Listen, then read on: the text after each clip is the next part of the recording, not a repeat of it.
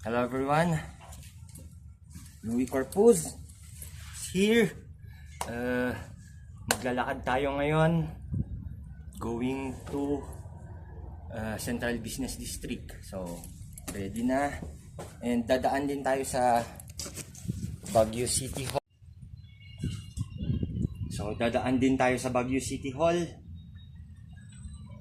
Doon. And puro lakad ulit.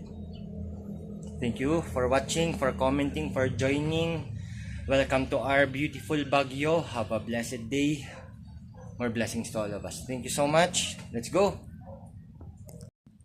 So ito, may konting grocery tayo. Dadalhin natin sa anak kong si Ru doon sa Camp Allen. Ito na. Wow. Grabe, mainit na lakad to. So ito, Middle Quarry. Mahaba-habang lakaran na naman to. Okay, medyo mainit yung araw kanina, pero ngayon okay naman. Ito na naman yung ating normal way. Shortcut. Ano kayang puno to?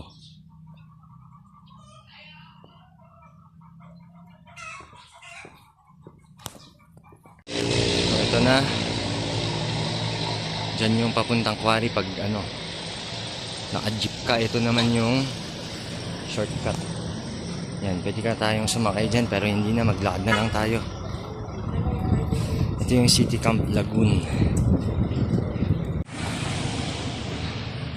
Ito na, CDRRMC yan at City Engineering Office.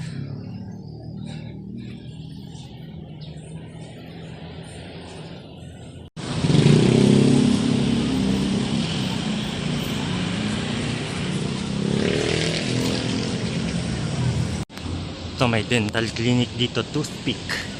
Dito may City Camp. Kailangan ko ng dentist siguro. Masakit yung ngipin ko. 7-Eleven, magbayad lang tayo ng bills. Dito sa City Camp yan. Ito, mga classic Filipino jeepney. Ito, magbabayad tayo. Okay. Nakabayad na tayo. Okay, City Camp na. Ito yung Palma. City Camp proper, Barangay Hall. Ang laki oh.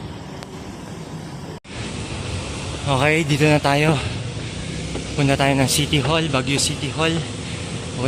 Bisitahin lang natin yung office ng one of the most well-loved public servants of the city of Baguio, Councilor Vladimir Cayabas. Let's go. Okay, City Hall. Bibisita lang tayo kay Councilor Cayabas.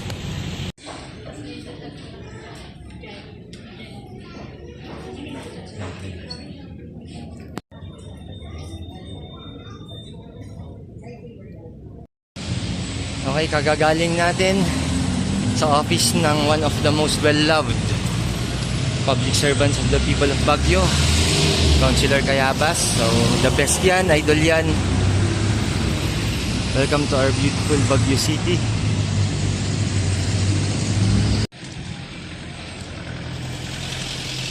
Okay, dito na tayo. Camp Allen ulit. Hopefully hindi umulan. May pupuntahan pa ako mamaya. Santo Niño Chapel.